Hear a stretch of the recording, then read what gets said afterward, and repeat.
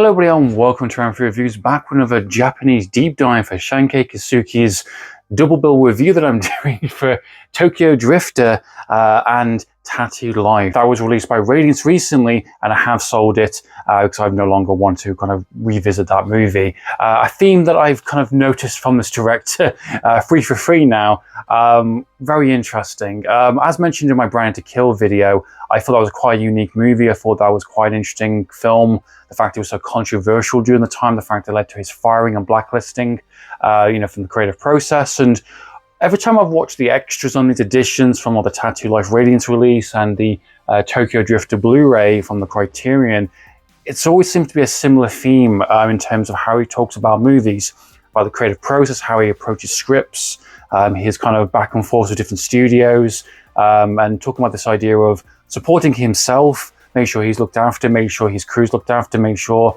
he's getting the best possible movie he can, because what he doesn't want to do is make a bad movie for himself and the studio. So he would constantly turn down scripts and he would talk to the producer and say, I want to do this, I want to do that. And, I think for the Japanese kind of 60s motto, which I have explored a little bit now on various other kind of films I have talked about on the channel, is that this kind of very rinse and repeat kind of formatic kind of structure, heroic hero, and very similar kind of themes in terms of yakuza movies. As mentioned, it's going to be a double bill review, and we're talking about Tattooed Life first, released in 1965. As mentioned, this had a Radiance release, which is a really nice transfer. It's a really gorgeous looking film.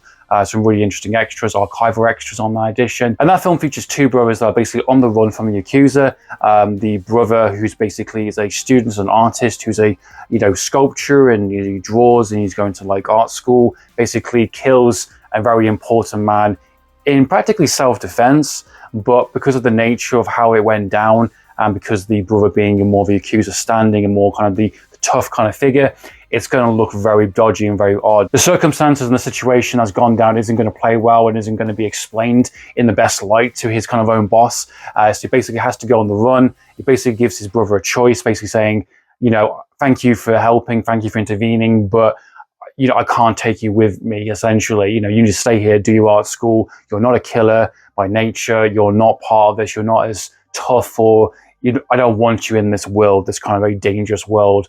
And, the brother is very reluctant and basically goes, I am going to go with you because, he's got blood in his hands now. He's gone from this kind of, art school kind of major to basically going on the run and being a fugitive with his brother. I feel like you get this really nice kind of like brotherhood kind of journey kind of film where they kind of go from place to place. They're trying to get kind of transport. They're trying to find honest working. They don't have papers, which is really kind of multi-layered, and they go from place to place and they get involved into kinds of scrapes and get, messed around with a con artist that happens, and it would kind of swindle out some money. And it's their kind of core relationship, how they kind of view each other, how they kind of talk to each other, and how they support each other, in terms of being complete opposite ends of the kind of the choices they've made, and being the fact they're so willing to kind of stick together, and they both have their own kind of baggage, let's say, that kind of thing, and that plays into the film as we go along. And basically they just need to find somewhere to shelter and to basically lay low. They don't have papers,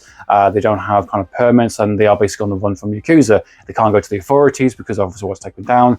Either way, they're going to be screwed over, essentially. And the fact that they are so well kind of likable, and they're so charming, and they're so interesting to kind of watch, it does help the film massively, because good portion of that film, the first hour, I would say, more so, is just straight up kind of drama, essentially. The reason why it's doing that, because it's building up to the last 20-25 minutes of the film where all hell breaks loose, and that is arguably the kind of the payoff for you're basically watching this kind of first hour of the film. You're invested in what's going on with these two central characters, what's going on in their lives, what their kind of baggage is, and the conflicts they've come across, and the colourful characters I mentioned, and then it all comes to an absolute banger of an ending within the last 25 minutes, which goes full on Yakuza samurai badassery, which is awesome. It's great, it's brilliant, and the themes of the film kind of play into it quite nicely. Unfortunately, I do think Tattooed Life is a one-off viewing for me personally. I think I got everything out of those characters, everything out of that situation, the drama.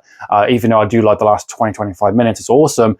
I do think I've got all I wanted out of it. I think all the emotional and the tension and the kind of returning factor to these films is quite important. And you can respect a film, you can enjoy a film, you know, just from a one-off viewing standpoint, and, you know, there's no reason to revisit it, I think. And it's glad these films are getting the kind of the 5-star treatment. They are getting these really glorious kind of radiance releases, you know, criterion releases. They are getting an opportunity to kind of, you know, tap into this director in a time of the late 60s, and these types of films are being made. And next up we have Tokyo Drift, released in 1966, 1 year after Tattoo Life, and then after this would be The Brand to Kill, not too long after.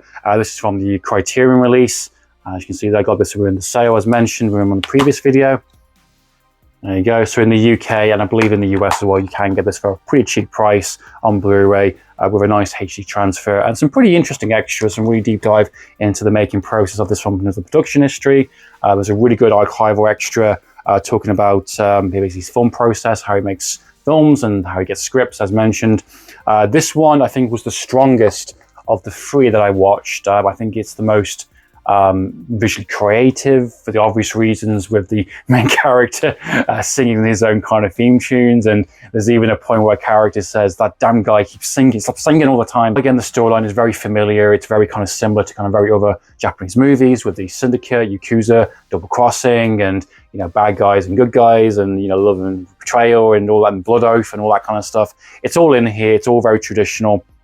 It's all very 60s with its approach. But I think the creative and visual style of the film is definitely a standout for sure. It definitely has a lot of play in how it uses staging and how it uses violence, some action moments, how it wants to kind of portray mood, and how music is such an important part of this film. And he does this within the other two films as well. You just have, you know, characters do sing, and even the opening credits of Tattoo Life is a person singing, you know, this kind of love song, very similar to kind of Hong Kong cinema. It's not too far apart, with Jackie Chan doing a lot of his kind of tracks as well within the kind of the opening and the ending of his films. So this isn't a massive departure, and I think it adds a bit of a unique flavor to these films, and it kind of embraces the kind of the late 60s in terms of the bright colors and the visual flair of it. And I think this one, for me, I think is a lot more interesting. I was a lot more engaged with the storyline and the characters this time around. I like the idea of a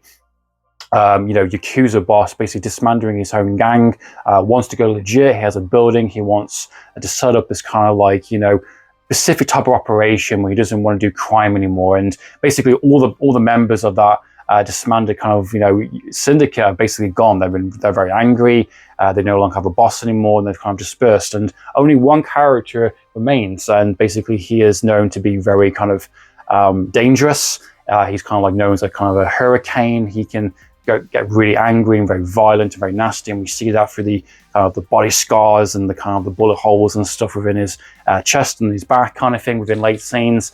He's got a very strong reputation, and they want to make sure he does go legit. So the opening of the film, they are testing him and his boss and their resolve in this, and that plays quite interesting. It's very much a kind of a back and forth kind of, you know, trying to trip each other up type of thing, where they're trying to get the deed to the building, they're trying to shortchange, they're trying to kill off people that are involved in this legit operation. And basically the kind of the ex Yakuza boss isn't particularly happy about this. He basically is trying to bait him to come back and, hey, look, let's work together. You know, you are one of the best. Why don't you go legit? You know, work for me, help each other out. And of course, there are, you know, blood oaths, there are murder, there's betrayal, there's double crosses, as to be expected. And I think that first portion of the film, not to mention this fact is an hour and 22 minutes. Again, nice breezy hour and a half, less than an hour and a half movie, which is always my type of favorite, which is Andrew's always favorite type of film, when it's nice and breezy. If you're going to do anything more than 2 hours or 2 hours,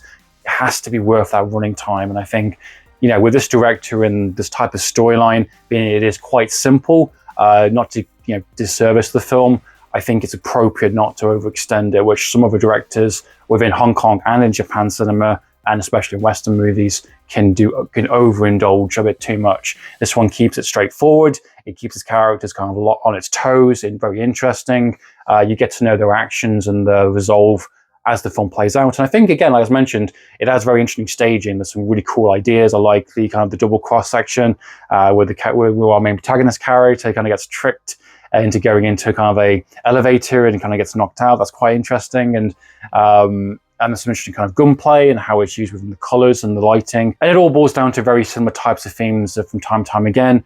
Once you are in a status of power, once you've got a strong reputation, once you are a loyal character, you're gonna get fucked over, you're gonna get screwed over, and that's exactly what happens. This idea of a form between both sides, you know, a mutual hatred of a character, you know, a character that's basically just being honest, being respectful, doing the right thing for himself and his boss, and of course gets screwed over. And of course, and that's how it is. It does exactly what it says on the tin. It gives you a very satisfying, very simple yakuza, you know, double cross, full package film, tick box, every last right and center, with some creative visual flares, some music choices, and adding his own kind of spin upon that type of storyline. And I think it's great to see.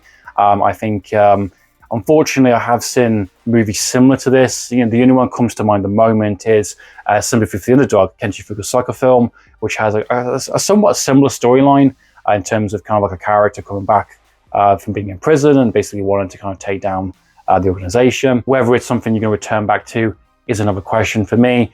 It is a one-off. The reason why I put Black Tide Killers is because it's meant to be a very similar type of film and visual style in kind of like the 60s and creatively. And I think this one wasn't too long after this one, if I remember correctly, 1966. So within the same year as within Tokyo Drifter, we get a very similar type of film by Radiance, which I will be checking out soon. Is there a hidden gem somewhere?